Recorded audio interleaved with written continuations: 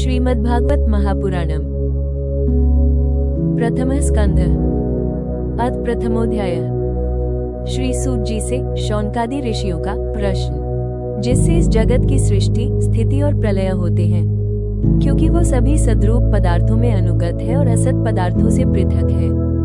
जड़ नहीं, चेतन है, परतंत्र नहीं, स्वयं प्रकाश है, जो ब्रह्मा अथवा हिरण्यगर्भ नहीं, प्रत्युत उन्हें अपने संकल्प से ही जिसने उस वेद ज्ञान का दान किया, जिसके संबंध में बड़े बड़े विद्वान भी मोहित हो जाते हैं। जैसे तेजो में सूर्य रश्मियों में जल का, जल में स्थल का और स्थल में जल का भ्रम होता है, वैसे ही जिसमें ये त्रिगुणमयी जागृत, स्वप्न और सुषुप्ति रूपा सृष्टि मिथ्या होने पर भी अधिष्ठान सत्ता से सत्यवत प्रतीत हो रही है, उस अपनी स्वयं प्रकाश ज्योति से सर्वदा और सर्वथा माया और माया कार्य से पूर्णतः मुक्त रहने वाले परम सत्य रूप परमात्मा का हम ध्यान करते हैं।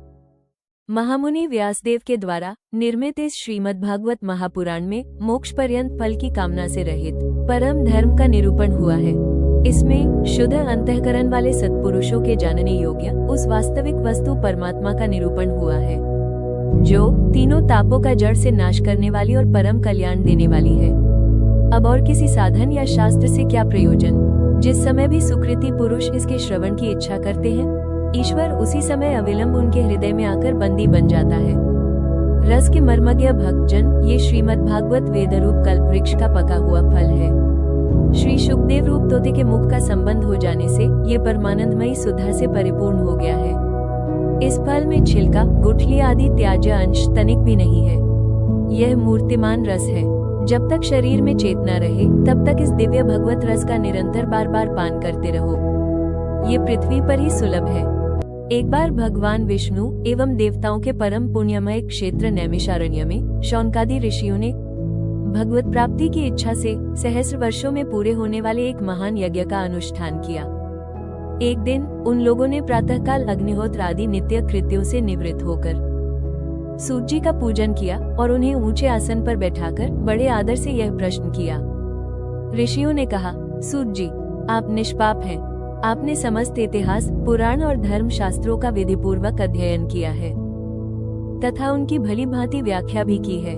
वेद वेदताओं में श्रेष्ठ भगवान बादरायण ने एवं भगवान के सगुण निर्गुण रूप को जानने वाले दूसरे मुनियों ने जो कुछ जाना है, उन्हें जिन विषयों का वास्तविक ज्ञान है, वो सब आप जानते हैं।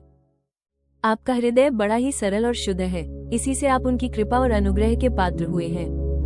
गुरुजन अपने प्रेमी शिष्य को गुप्त से गुप्त बात भी बता दिया करते हैं।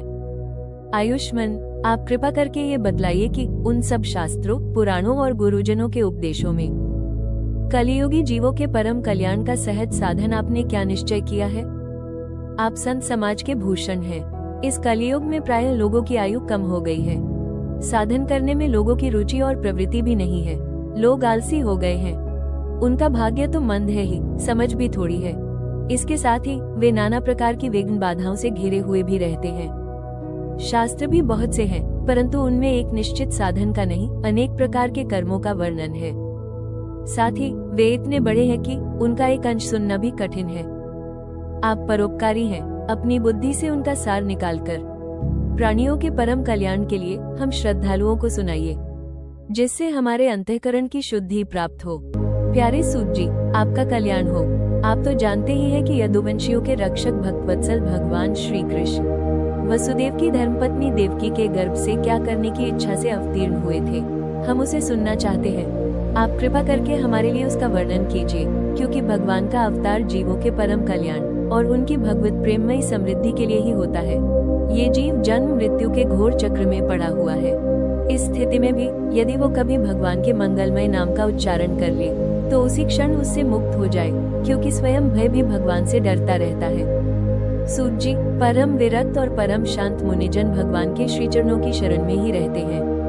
अतएव उनके स्पर्श मात्र से संसार के जीव तुरंत पवित्र हो जाते हैं। इधर गंगा जी के जल का बहुत दिनों तक सेवन किया जाए, तब कहीं पवित्रता प्राप्त होती है। ऐसे पुण्यात्मा भक्त जिनकी लीलाओं का गान करते रहते हैं, उनका कलेमलहारी पवित्र यश भला आत्मशुद्धि की इच्छा वाला ऐसा कौन मनुष्य होगा जो श्रवण न करे? वे लीला से ही अवतार धारण करते हैं।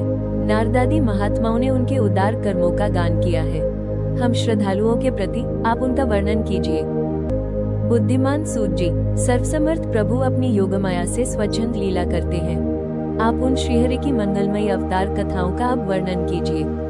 पुण्यकीर्ति भगवान की लीला सुनने से हमें कभी भी तृप्ति नहीं हो सकती, क्योंकि रसज्ञ श्रोताओं को पद पद पर भगवान की लीलाओं में नए नए रस का अनुभव होता है। भगवान श्री कृष्ण अपने को छिपाए हुए थे, लोगों के सामने ऐसी चेष्टा करते थे मानो कोई सामान्य मनुष्य हो, परंतु उन्होंने बलराम जी के साथ ऐसी लीलाएं भी की हैं, ऐसा पराक्रम भी प्रकट किया है जो मनुष्य नहीं कर सकते। ये कलियुग अंतःकरण की पवित्रता और शक्ति का नाश करने वाला है, इससे पार पाना कठिन है। जैसे समुद्र से पार जाने वालों को कर्णधार नाविक मिल जाए, उसी प्रकार इससे पार पाने की इच्छा रखने वाले हम लोगों से ब्रह्मा ने आपको मिलाया है।